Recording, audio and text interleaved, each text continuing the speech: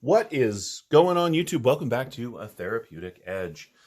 Today, we're going to talk about my favorite big knives. Now, this is part one in a series. I'm going to do my favorite big knives, my favorite medium knives, and my favorite small knives. I don't know how often I'm going to drop these, but we're going to start with the monsters. But first, let's talk about what isn't a big knife to me. This is the Chavez Redención Street. It's the Ultramar series. This is a fantastic EDC tool, but it isn't a very big knife, at least not to me. Now, for some people, this is a big knife, and I understand that. But again, this is a subjective rating about knives that I love from my collection based on kind of how much pocket real estate they take up more than anything. This is a relatively easy carry. It's not particularly tall. It's not particularly long. In fact, let's take a look at what we actually have here so that we've got something to measure the other knives against. This is 1, 2, 3, and a little under a quarter of cutting surface. It is a little over 3 1/4 inches long in blade. The overall knife is 7.5 inches long total. This is a very traditional EDC size pocket knife, and it's a beautiful knife, but it isn't what I think about when I think big knives. So let's get into this, shall we? My initial intent was to do 5 of each knife, but I ended up with 7 for this particular video, and that's just the way it's going to go sometimes. We're going to start with my favorite monster. This is the ADV Mega Butcher, and as you can see, it absolutely dwarfs the Ultramar here, the Chavez.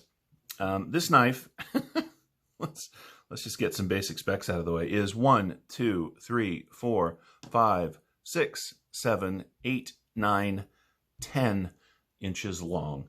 It is a little over about 4 1/4 inches of cutting surface. It is 4.5 inches of blade length.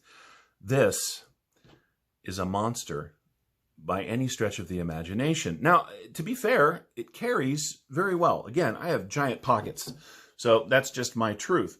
But it's got a nice deep carry clip. It's relatively thin through the handle. But let's be honest, this is a pocket sword.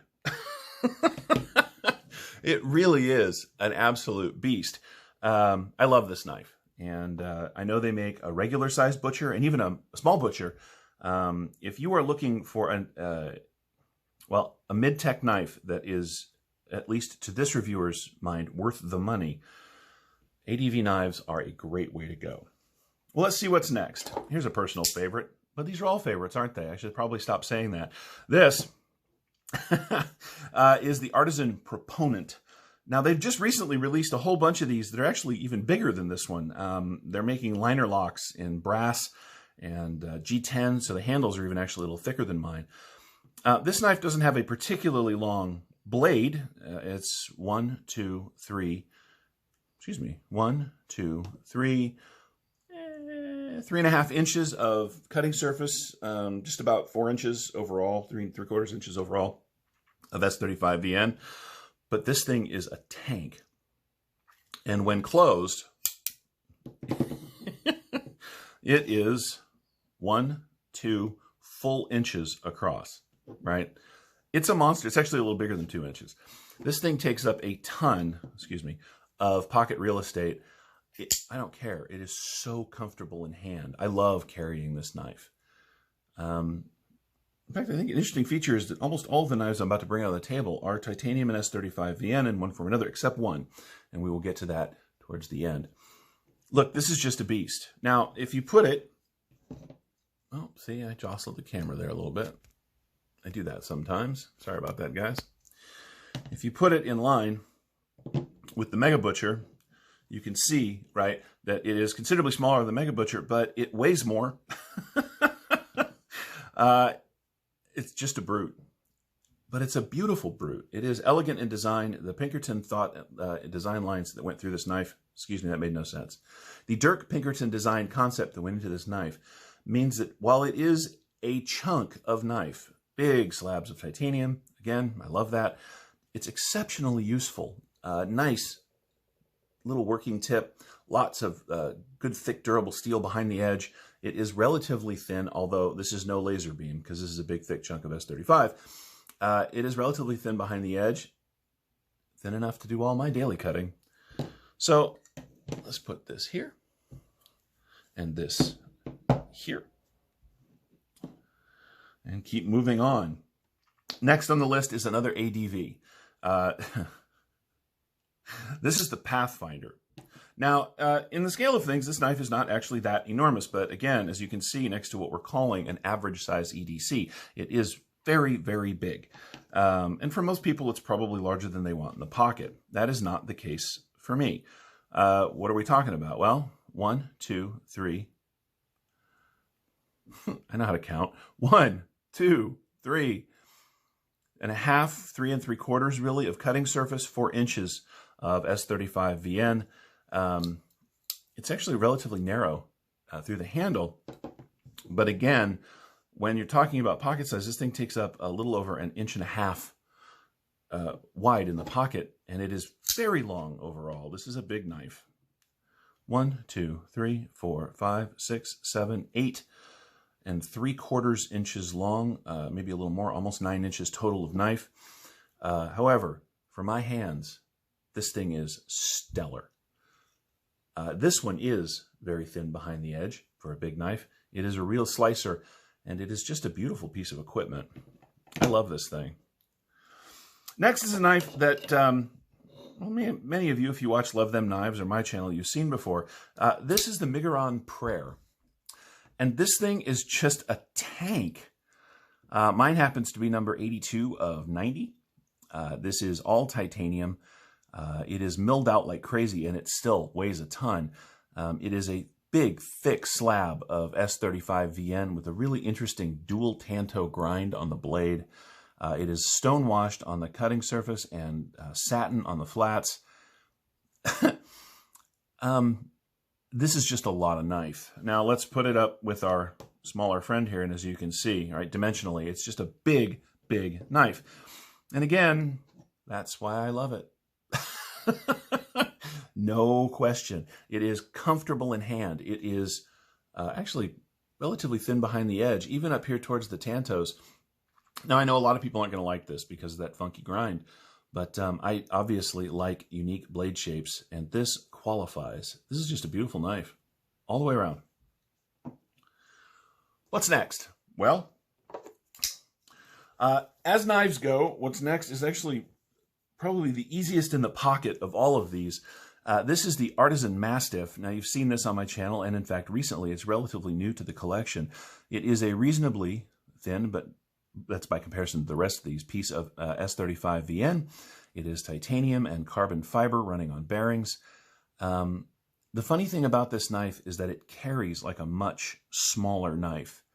It's not particularly lightweight. I don't even know how they did it, but man, when this thing is closed up, now mind you, it does take up a chunk of real estate in the pocket, but it's very thin through the handle, and it's very comfortable. This is a real worker, just ramped up to extra large dimensions. Let's run it next to our friend here, the Chavez, and you can see what I'm talking about.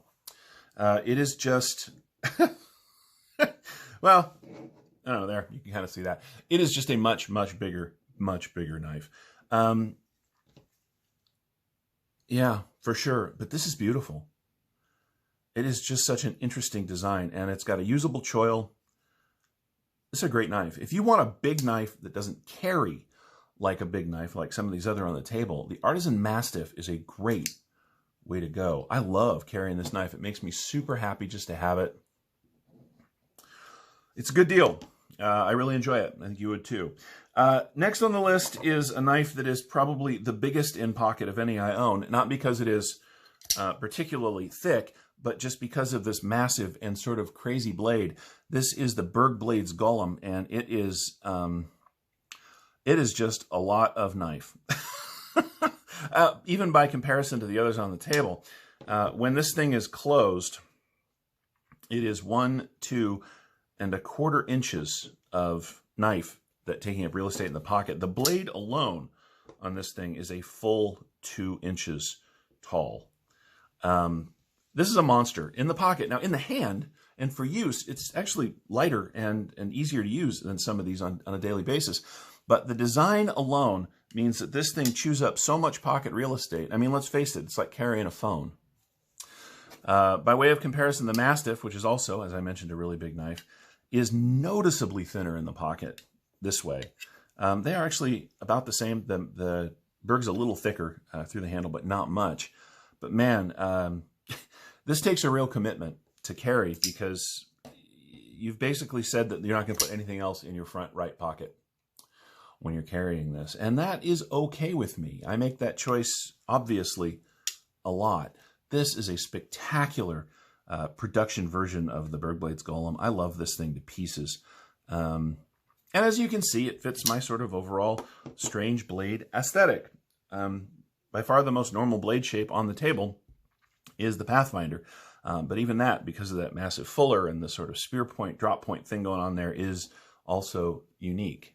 Yeah, for sure. Well, what's last? Well, what's last is actually a hard use knife. This is my ZT303.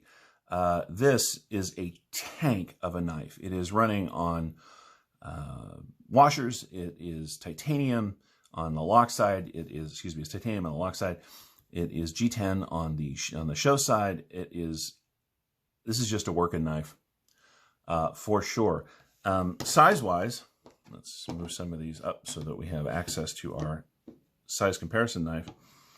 Of all of these, it is the least large. By comparison, as you can see to the Chavez, it is not tremendously bigger, but it is really tall. And it is, you know, well, let's see. 1, 2, 3, 4, 5, 6, 7, 8, 9 inches long overall. It is, by any stretch of the imagination, a big knife. So there you go. These are my 7 most carried, really, big knives.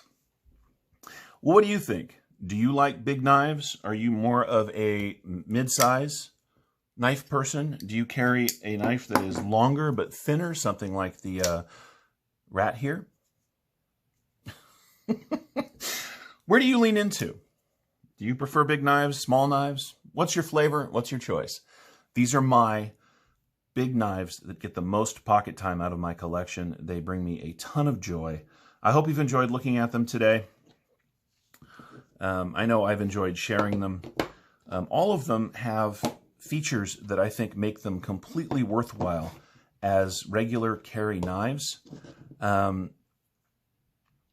If you're looking for a big chunk of a knife, the knives on the table offer you what I think are some really interesting and good options. Even hard use. Some of these are a little more fragile than others. I wouldn't want to take this one out and baton it, but this one you would. These are expensive by any stretch of the imagination. These two are considerably less so. This one is below $200. This is about $160. These two are in the $200 range. These two are mid-expensive. These are $275 and about $275 if you can find one of these. This one's about $275. Look, these are not inexpensive knives by any stretch of the imagination, but once you get into this much material, and particularly some of these unique designs, that's just kind of what's going to happen. I guess that's it. Shortly, I will do a video on my favorite mid-size knives, which means you're likely going to be wow. Which means you are likely going to be either seeing this Chavez or a variation of it again down the road. Thank you so much for watching. I'd love to hear your thoughts, as I said earlier, on do you like big knives? Do you prefer small knives? What's your favorite big knife? Please let me know down in the comments. I'd love to talk to you about it. Please feel free to like and subscribe to like the video and subscribe to the channel. If you haven't already subscribed, please do so. I'd love to have you here on a regular basis. If you're a regular subscriber, thank you so much. It does mean the world to me. We'll see you next time.